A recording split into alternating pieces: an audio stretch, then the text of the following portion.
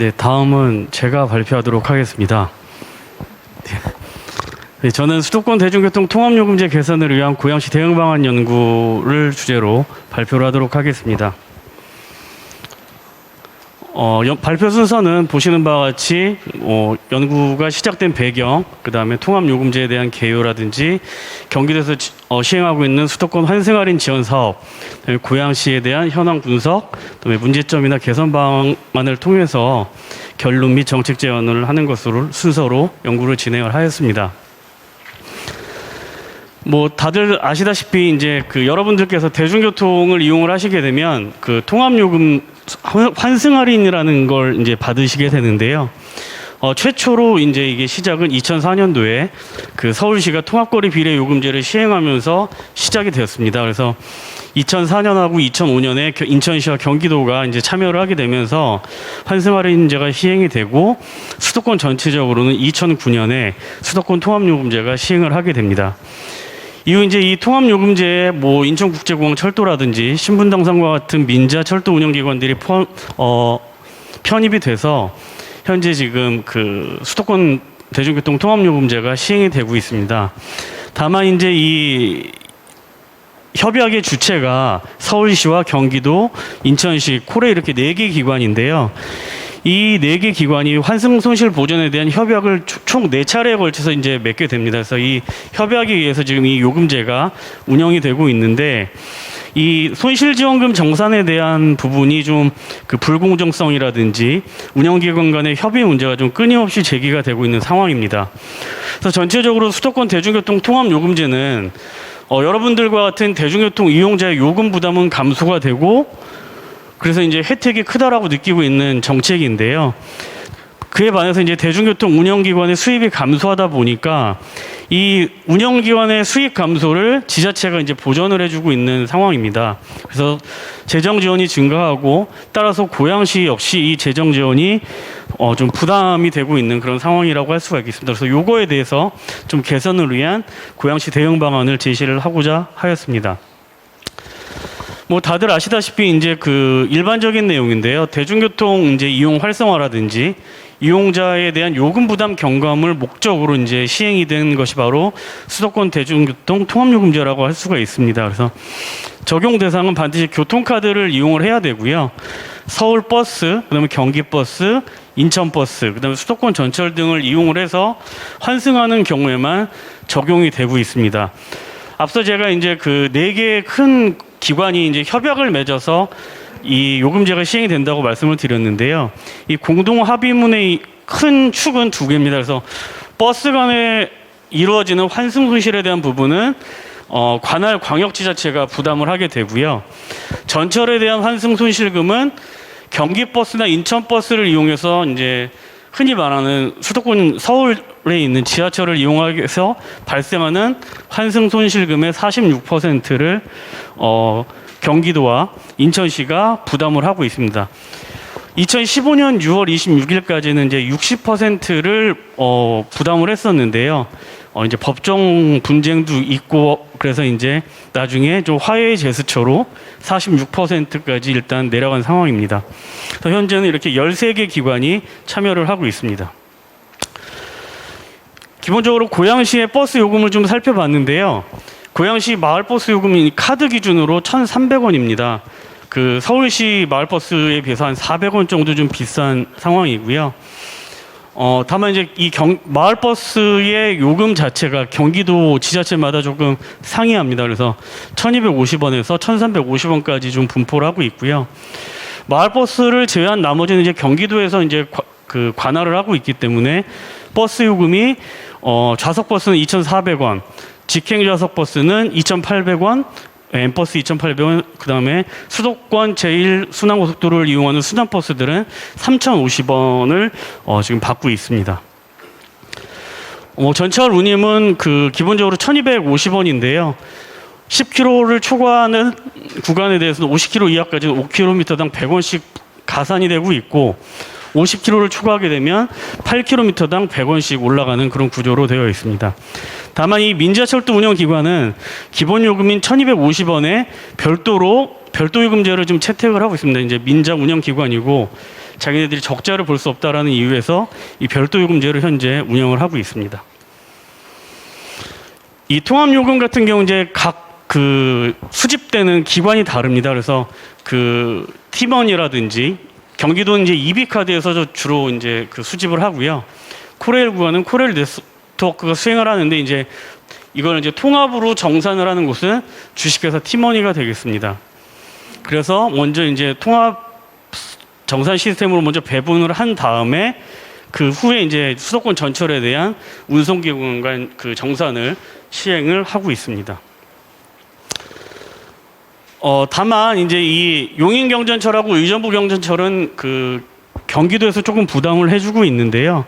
그 외에 민자철도 구간인 공항철도라든지 신분당선, 무의신설 경전철 같은 경우에 환승 손실금은 현재 지자체에서 분담을 하고 있지는 않습니다. 이 부분은 아까 제가 설명드린 부분이라 넘어가도록 하겠습니다. 그렇다면 이 정산 기준이 있습니다. 이 요금을 그냥 뭐 하는 건 아니고요. 일단 그 기본적으로 이용자에게는 거리비례 요금을 부과를 하고 있고 수단 간 기본 요금에 비례하여 정산 배분하는 요금 정산 체계를 도입을 하고 있습니다. 그래서 원칙이 총 4가지가 있는데요. 첫 번째가 기본 요금 요율로 배분을 하고, 두 번째 추가 요금은 무조건 전철 기관이 선치를 한다. 세 번째로 전철 간에는 먼저 탄 그 노선의 선승 노선의 운영기관이 기본 요금을 가져가고요. 네 번째로는 거리비례제로 배분을 한다는 원칙, 이 총 4가지의 원칙이 있습니다. 다만 이 원칙에 따라서 수익금 배분이 달라지기 때문에 이 원칙을 적용하는 순서도 있는데요. 버스와 버스 간에는 원칙 1을 적용을 하고, 버스와 전철 지하철을 환승할 경우에는 2번, 1번, 4번 순으로 순차적으로 적용을 하게 됩니다. 또한 전철과 전철 간에는 이 원칙 3번과 4번을 순차적으로 적용하는 것이 현재의 정산 기준이라고 말씀을 드릴 수가 있을 것 같습니다. 그래서 이제 앞서 말씀드려도 민자 운영기관 같은 경우는 이제 별도 요금제를 도입을 하고 있습니다. 그래서 그 민자 사업이라는 것과 운영 적자를 이유로 이 서울 수도권 지하철 요금인 기본 요금 1,250원을 맞춰놓고 별도 요금을 이제 1,000원을 더 구분을 해서 선치를 하고 있는 거죠. 그러니까 이용자들이 내는 돈은 동일합니다. 이용자들이 신분당선을 이용할 경우에 내는 돈은 동일하지만 이 운영기관 간의 정산은 이렇게 별도 요금제로 인해서 좀 달라진다라는 거를 말씀드릴 수가 있고, 이후에도 의정부경전철, 용인경전철, 인천국제공항철도 등이 이 기본 요금 플러스 별도 요금제를 도입을 해서 현재 운영을 하고 있습니다. 그다음에 이제 우리가 속해 있는 고양시 같은 경우는 경기도에 이제 경기도가 크게 이제 협상 주체이기 때문에요. 이 경기도 수도권 환승 할인 지원 사업에 영향을 받게 됩니다. 경기도의 이 환승 할인 지원 사업은 도내 버스 업체인 204개, 그다음에 수도권 3개 전철기관을 지원 대상으로 하고 있고요.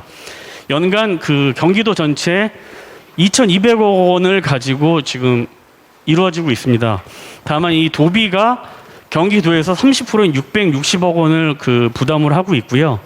경기도 내 31개 기초지자체에서 약 70%인 1,540억 원을 분담을 하고 있습니다.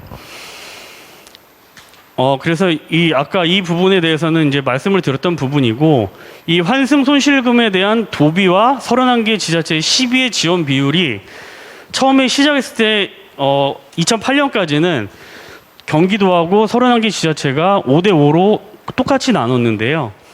2009년에 도비는 40%로 줄고 기초지자체는 다시 60%로 늘어납니다. 현재는 3대7의 비율로 경기도가 30%, 기초지자체가 70%를 현재 부담을 하고 있는 상황입니다. 그래서 전철기관은 이제 그냥 다 지급을 해주는 게 아니고요. 경기버스를 타고 전철을 탔을 경우에 이 경기버스로 인한 환승 손실의 46%를 경기도에서 운영기관에 지원을 하고 있고요.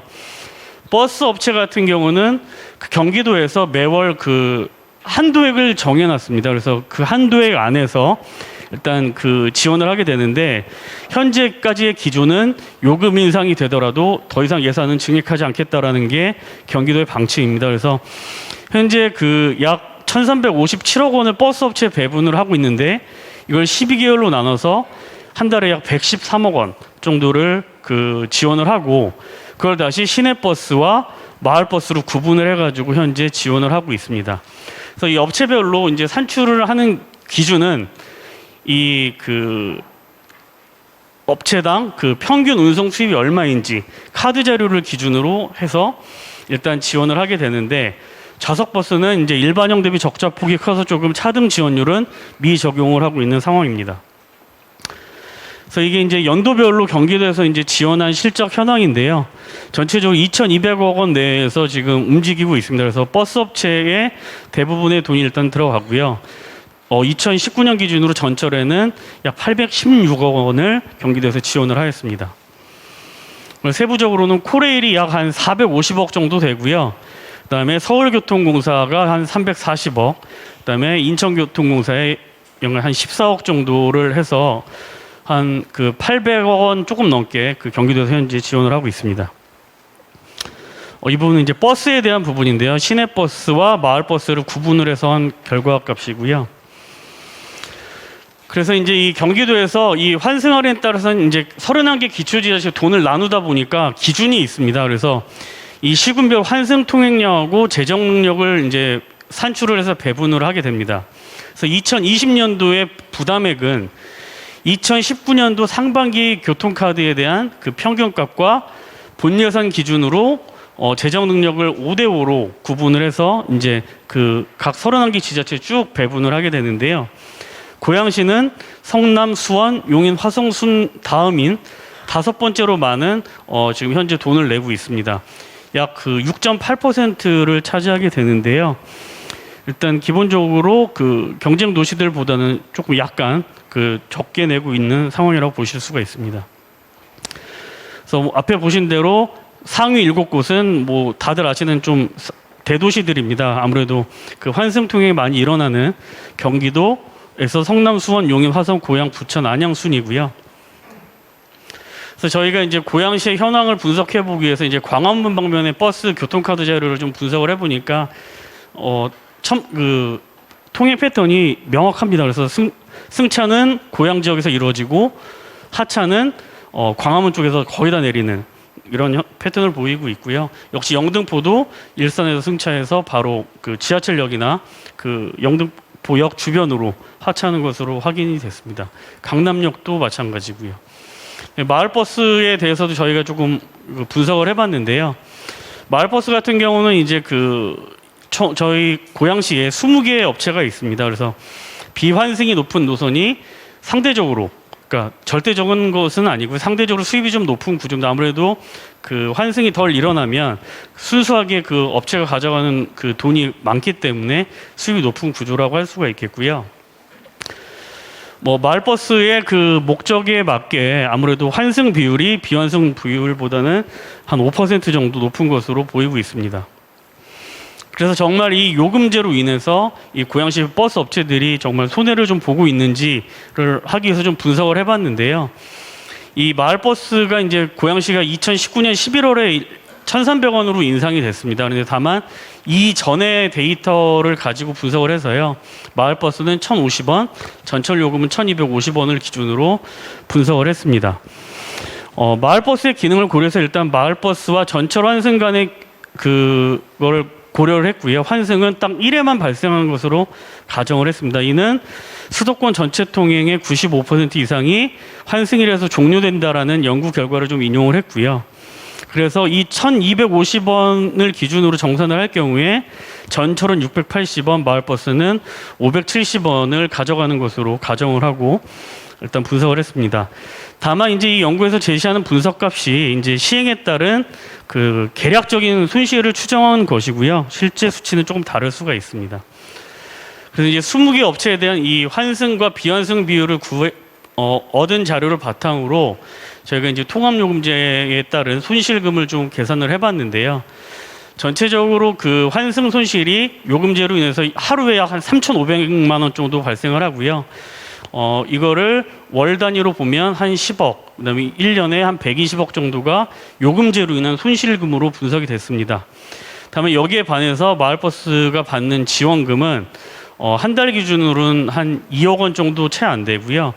그다음에 1년 기준으로는 한 24억 원 정도 지원받는 것으로 계산이 됐습니다. 현재 광역철도 고양시에는 이제 일산선하고 경의선이 다니고 있는데요. 보시면은 뭐 경부선이라든지 다른 타 광역철도에 비해서는 승객이 좀 적은 것으로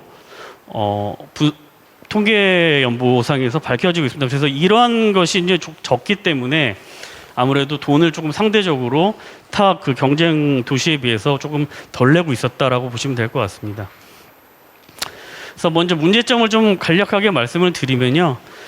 이 수도권 지자체 간에 이제 버스 요금이 좀 불일치합니다. 기본 요금이 다르기 때문에 조금 이런 불균형이 심화가 되고 있고, 그다음에 환승 횟수와 관계없이 이제 거리비례 요금을 하다 보니까 이제 짧은 거리 단독 통행자에게 좀 부담이 전이되고 있다라는 측면이고, 경기도나 그 고양시가 이제 요금을 올렸을 경우에 이게 경기도나 고양시로 수익금이 들어와야 되는데요. 이게 이제 타수단으로 수익금이 전이된다라는 그런 측면이 있습니다. 그래서 그 예시는 보시면 발표 자료로 대신하도록 하고요.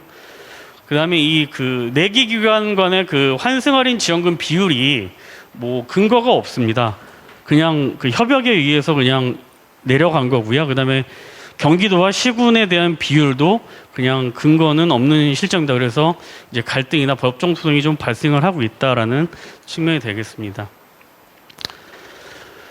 그래서 이 개선 방안을 좀 말씀을 드리면, 솔직히 기본적으로 현재 그 요금제도 하에서는 기초지자체인 그 고양시가 할 수 있는 역할은 좀 제한적입니다. 그래서 이제 현실적으로는 경기도를 비롯한 31개 시군하고 공동 대응하는 것이 바람직한데요. 다만 이제 그 요구할 필요는 좀 있습니다. 그래서 그 먼저 요금 책임이 정상 기준 측면에서는 좀 그 기본 요금에 대한 단일화를 좀 요구할 필요가 있다라는 측면이고요. 두 번째로는 만약에 기본 요금에 대한 단일화가 어렵다면 별도 요금을 선취하는 그런 별도 요금 선취 방안을 요구할 필요가 있다라는 거고요. 그다음에 이제 요금 인상이 됐을 경우에 수입이 증가하면 이 규모 환승 손실 지원금에 대한 규모를 감소하도록 조정하는 것이 바람직하다라는 얘기입니다. 그다음에 그 각 이 협약 주체인 이 4개 기관에 대한 지원 비율을 좀 인하 요구할 필요가 있고, 도비와 시군 비율의 분담 비율을 좀 조정 건의할 필요가 있다라는 측면입니다. 그래서 결론을 좀 말씀을 드리면요. 일단 그 고양시 같은 경우는 이 수도권 대중교통 통합요금제 시행한 이후 최근 5년간 약 그 92억 원에서 109억 원의 환승 손실 지원금을 분담하고 있습니다. 그래서 2020년 기준으로는 약 105억 원이고 경기도 내에서는 5번째로 많은 그 현재 돈을 지불을 하고 있습니다. 다만 이제 이 고양시가 분담하는 금액 중에서요, 뭐 철도에 얼마, 버스에 얼마라는 이 수단별 지원 금액은 현재 그 파악이 좀 어려운 측면이 있습니다. 경기도에 총액을 납부하고 있기 때문에. 그래서 그 현재 고양시가 약 100억 원이 넘는 돈을 지금 지불을 하고 있기 때문에 이 분담 비율을 좀 조정 건의가 필요하다. 그래서 광역자치단체로서 좀 경기도가 역할을 확대해야 되는 거 아니냐라는 의견을 좀 제안을 했습니다. 또 고양시 마을버스 같은 경우는 이제 버스 한 대당 수익금이 대략 경기도 평균 이하이기 때문에 이 부분에 대해서 조금 고려는 필요하다. 요금제로. 그리고 다만 이 수도권 대중교통 통합요금제로 인해서 고양 시민이 얻는 편익, 이게 이제 약 105억 원의 8배인 것으로 좀 그 계략적으로 분석이 됐기 때문에 아무래도 시에서는 좀 재정이 부담이 되겠지만 시민 체감 효과라든지 이용 편의가 높다면 뭐 재정 부담은 해야 되지 않는가라는 생각을 해봤습니다. 다만 이제 이런 수도권 대중교통 통합요금제는 어느 한쪽에 희생만을 강요해서는 안 되는데요. 그렇기 때문에 좀 상생 방안을 좀 적극적으로 고민을 해야 된다라고 말씀을 드리고 싶습니다. 그래서 시민 관점에서는 아무래도 이제 이 이용자 요금으로 인해서 운영자들의 그 문제점을 해결하는 게 어렵기 때문에 장기적으로는 그 수혜자 부담 원칙에 따라서 시민도 일정 부분 희생하는 것이 좀 필요하다라고 생각을 했고요. 지자체 입장에서는 운송업계하고 좀 상생 방안을 마련할 필요가 있다라는 측면입니다. 그리고 마지막으로 그 대중교통 운영자 관점에서는 저희가 이제 분석을 해본 결과 약간의 그 운영자의 손실은 일부 인정이 되지만 다만 그 통합 완승에 따른 승객의 증가라는 부분을 간과하고 있는 부분이 있어서 이게 다 운수업계 손해라고만 볼 수는 없다라는 측면을 좀 인식을 해야 될 것 같습니다. 그래서 다만 이제 고양시에서도 이러한 버스 요금 인상이나 재정지원금을 투입을 하고 친환경차 구입 보조금 지급 등의 노력을 펼치고 있기 때문에 대중교통 운영자도 이런 대중교통 서비스의 공공재적 성격을 좀 인지를 할 필요가 있고 자구적인 노력이 좀 필요하다라는 그런 정책 제안을 하면서 마치도록 하겠습니다. 감사합니다.